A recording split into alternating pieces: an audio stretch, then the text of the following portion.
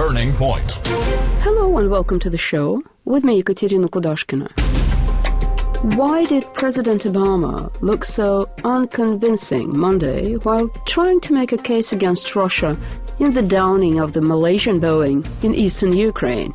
How come the US journalists seem to know more than experts and intelligence agencies who are investigating the case? The Voice of Russia is discussing these and other issues with our guest speaker, Paul Craig Roberts, former Assistant Secretary of the US Treasury and currently the chairman of the Institute for Political Economy in the United States.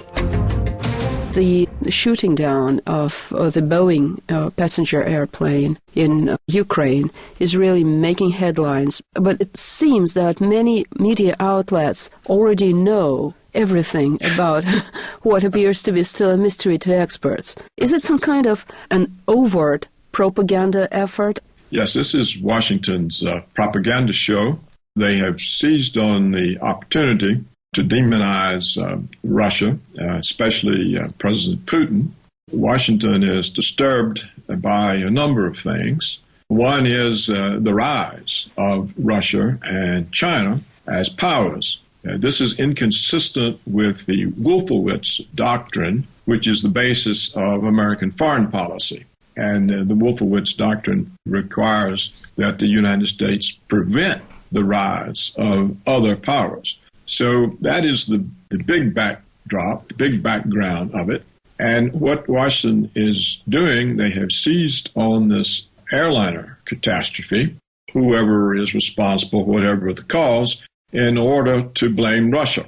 And so instantly, as soon as the world learned that the Malaysian airliner had gone down, Washington was controlling the explanation. It was out with the story that Russia did it, or that the Russian government helped the separatists in eastern Ukraine do it. And this was on cue in a way that it seemed to be orchestrated.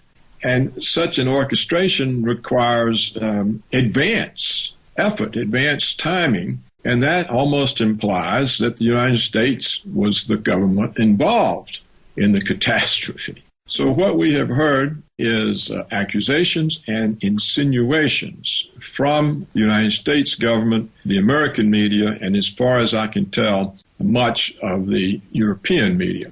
There's no evidence, but the accusation is repeated over and over, and the insinuations are repeated over and over. And this is a propaganda trick to establish the truth by repetition. There's been no evidence presented by Washington and no response from Washington to the Russian government's pleas to look at the evidence, to have a non-politicized, expert international investigation.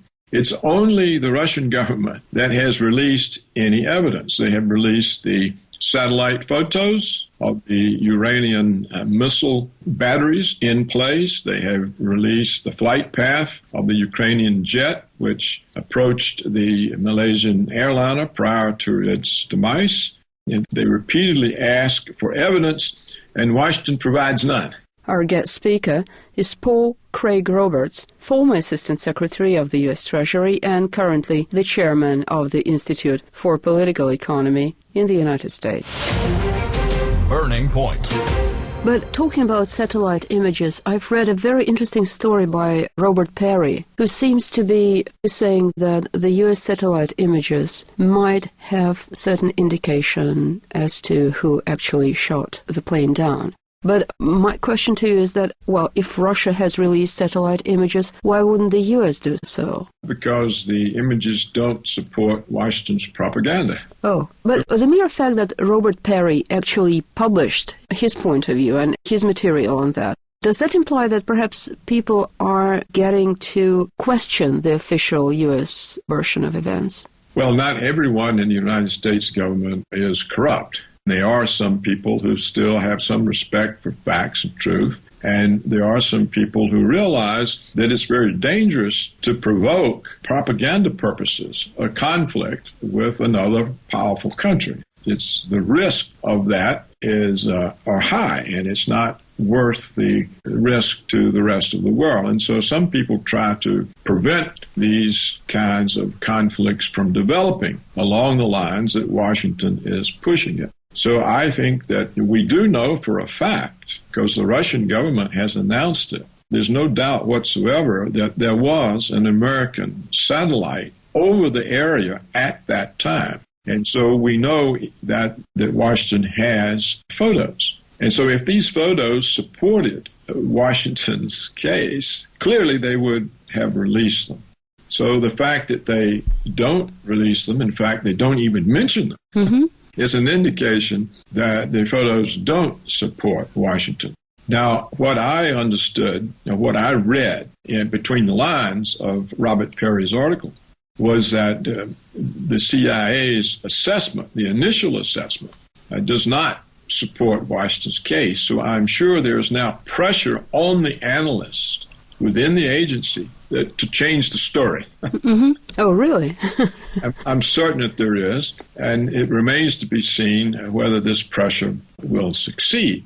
So, Washington now is so far out on the limb with their insinuations and accusations that it's hard for them to climb down.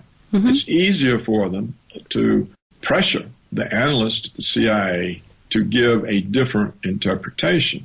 And of course, Washington will never release the photos for other experts to examine, to check the interpretation.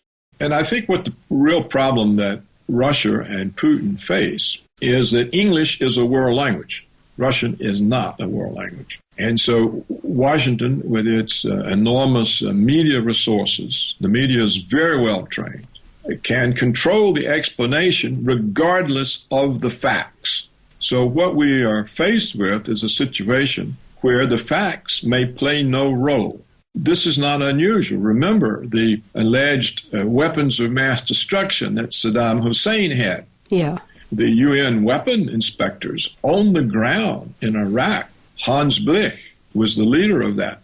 They reported there was no weapons. And yet Washington sent the Secretary of State to the UN with all of this fabricated evidence, all of these lies about these weapons that did not exist, that Washington knew did not exist. And the rest of the world accepted these claims. And we have had the disaster of the Iraq War, and we can see the disaster is continuing. Washington did the same thing with Assad's use of chemical weapons. There was no use of chemical weapons by Assad, and Washington did not have the same success, primarily because of Russia. But we also saw the same sort of lies used against Libya. We see the same lies against Iran, the Iranian nukes, which the International Atomic Energy Agency has repeatedly said do not exist, and which all 16 American intelligence agencies have said do not exist. And yet the President of the United States continues to speak about the threat of Iranian nukes. So the difficulty is that Washington doesn't need the truth to be on its side. It can control the explanation regardless of the facts. And so even if the facts come out from the investigation of the Malaysian airliner catastrophe, that's no guarantee that Washington will acknowledge the facts. Our guest speaker is Paul Craig Roberts, former Assistant Secretary of the US Treasury and currently the chairman of the Institute for Political Economy in the United States. Burning Point. Remember the article in the New Republic, which somehow described every bit of information as a conspiracy theory. Isn't it also a way to fight facts? The disaster of the Malaysian aircraft, it could have been a mistake, or it could have been a conspiracy. We may never know.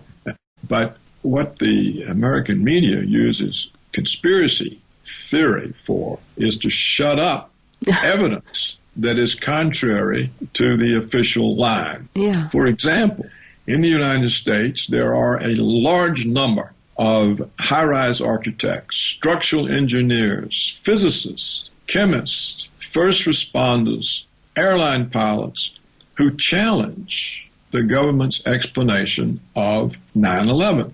All of these experts are dismissed by journalists who haven't the foggiest understanding of any of these principles as conspiracy theorists. It is a way to shut up other information, other interpretations. And I noticed that in the New Republic recently, Professor Stephen Cohen, who is one of the American experts who gives Russia fair treatment, he was accused by the New Republic of being Putin's poodle, a man who apologizes for the criminal Putin. So here we have probably one of the most knowledgeable of the Russian experts, and he's being dismissed by a magazine that has no expertise about anything, just a few journalists, and they're writing off a very well-informed and reasonable man. So this is the way it works. You're either in the pay of Putin or you're a conspiracy theorist. Anyone who has an alternative explanation or who just raises questions, obvious questions, that are inconvenient for Washington's explanation, these people are dismissed. Some of the American journalists who are beginning to catch on that this is some kind of a fake explanation were questioning the State Department spokesman, and they got a little bit insistent in their questions. And the State Department spokesman, a woman, she blew up at them and said, I'm not even going to acknowledge this question. In other words, you believe us or you don't count. No one else has a role in this. So to come back to my point, I think that is trouble. That is a trouble that Russia and Putin faces. You see, the United States uses this to demonize Russia because the United States wants to break up the Russian economic relationships with Europe. The United States is very concerned that it will eventually lose its European empire because of their growing economic and political relations with Russia. And Washington is very upset that the European Union did not back Washington's unilateral sanctions against Russia, that Europe took a different path.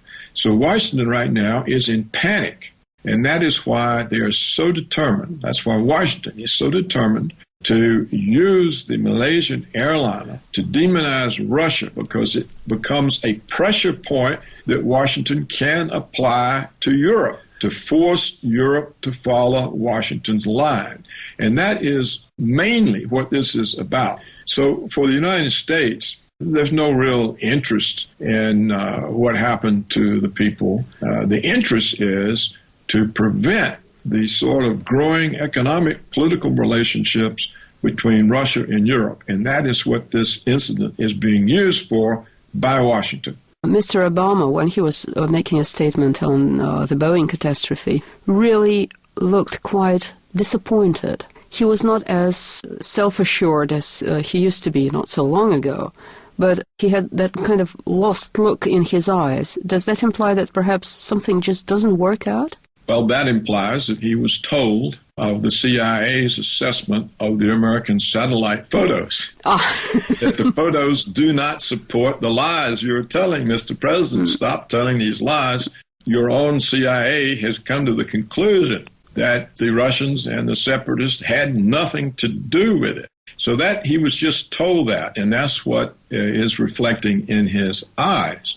As I've already said, there'll be a huge pressure on the agency to change its story. You know, Washington tried to get the agency to change its story about the Iranian nukes. Failed. Yeah, I remember that. They were unable to force the agency.